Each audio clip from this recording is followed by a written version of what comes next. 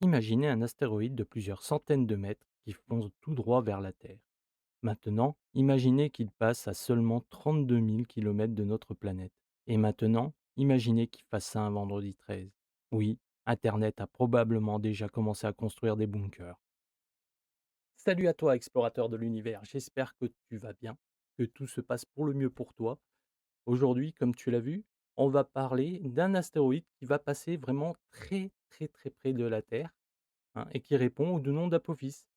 C'est juste le dieu de la destruction chez les Égyptiens. Mm. On va voir pourquoi finalement il ne va pas nous tomber dessus, pourquoi il a quand même donné des sacrées sueurs aux astronomes, et surtout, on va faire une petite simulation de voir ce qui se passerait s'il décidait de nous faire un petit câlin d'un peu trop près. Allez, mets ton cerveau en orbite, bon visionnage à toi et à tout. Apophis est un astéroïde géocroiseur. En gros, son orbite autour du Soleil peut l'amener relativement près de celle de la Terre. Il mesure environ 340 mètres de diamètre moyen. Pour vous donner une idée, c'est à peu près la hauteur de la tour Eiffel. Donc non, c'est pas exactement un gravillon, hein. C'est même plutôt le genre de gravillon qui peut avoir sa propre montagne. Et, et là, attention, parce que cette fois, je ne vais pas vous montrer une illustration en 3D. Ce que vous allez voir sont les réelles images d'observation d'Apophis réalisées par la NASA entre le 8 et le 10 mars 2021. Ces observations ont été réalisées avec l'antenne de 70 mètres de Goldstone et le télescope de Green Bank, alors qu'Apophis se trouvait à environ 17 millions de kilomètres de la Terre. Chaque pixel que vous verrez correspond à environ 38 mètres 75. Bon, c'est pas exactement une photo prise avec l'iPhone. Les scientifiques ont utilisé des ondes radar pour envoyer un signal vers l'astéroïde et analyser l'écho qui en revient. Et grâce à ces observations, ils ont pu déterminer beaucoup plus précisément sa trajectoire, sa taille, sa forme et ainsi que sa rotation. Mais lorsqu'Apophis est découvert en 2004, l'histoire elle est beaucoup moins rassurante. En effet, les premières observations estiment une petite possibilité d'impact, hmm, à 2,7%.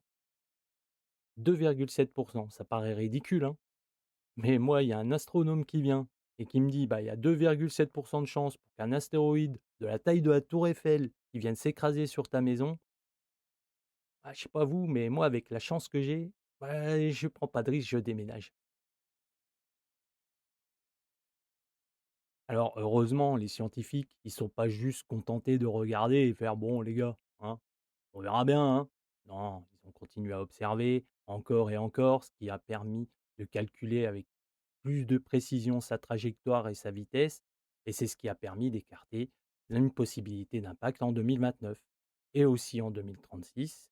Et même d'après les estimations de la NASA, ça écarterait même jusqu'aux 100 prochaines années le risque d'impact. Donc ça va, je pense qu'on est plutôt tranquille à ce sujet-là. Mais si Apophis ne va pas nous percuter, alors pourquoi tout le monde en parle encore? Tout simplement parce que le 13 avril 2029, il va passer extrêmement près de nous, soit à environ 32 000 km au-dessus de la surface de la Terre. C'est même plus proche que l'orbite géostationnaire qui se situe à environ 36 000 km.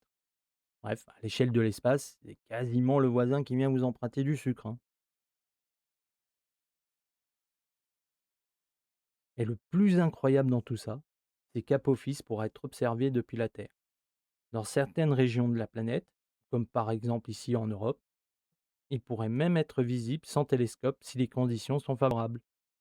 Donc le 13 avril 2029, plutôt que de courir dans votre bunker, bah, sortez votre chaise longue, ce sera beaucoup mieux. Parce que pendant que nous regarderons Apophis passer tranquillement, les scientifiques, eux, ils vont tout simplement essayer de profiter au maximum du spectacle. La NASA a envoyé Osiris Apex vers Apophis. Et l'Europe prépare également sa mission Ramsès pour étudier l'astéroïde avant, pendant et après son passage. L'objectif, comprendre ce que la gravité terrestre va faire à cet énorme morceau de roche.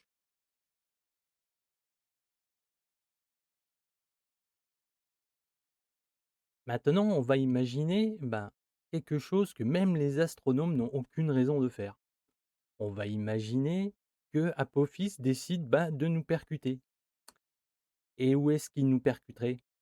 En France, bien sûr, hein, c'est plus intéressant. Et pourquoi pas Paris? Parce que c'est là où ça ferait le plus de dégâts.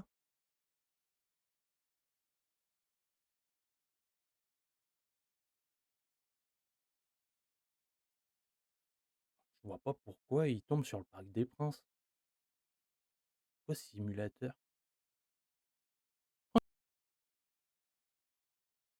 Première chose importante, un Apophis ne ferait pas simplement boum en touchant le sol. Avec un objet de cette taille, l'entrée atmosphérique serait déjà un événement gigantesque.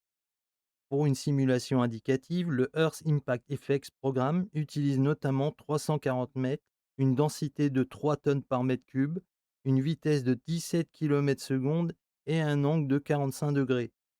Ce modèle donne environ 8,9 fois 10 puissance 18 joules, soit environ 2130 mégatonnes de TNT avant l'entrée atmosphérique.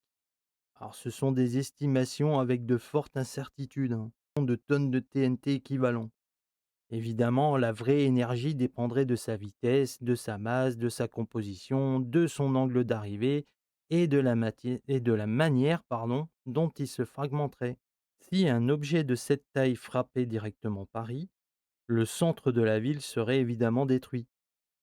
Le modèle de simulation donne, pour les paramètres utilisés, un cratère final de l'ordre de plusieurs kilomètres de diamètre. Mais le cratère ne serait qu'une partie du problème. L'onde de choc se propagerait sur une très grande distance. Les bâtiments seraient détruits ou gravement endommagés sur une zone beaucoup plus vaste que le cratère. La chaleur dégagée provoquerait également des incendies et des brûlures à grande distance.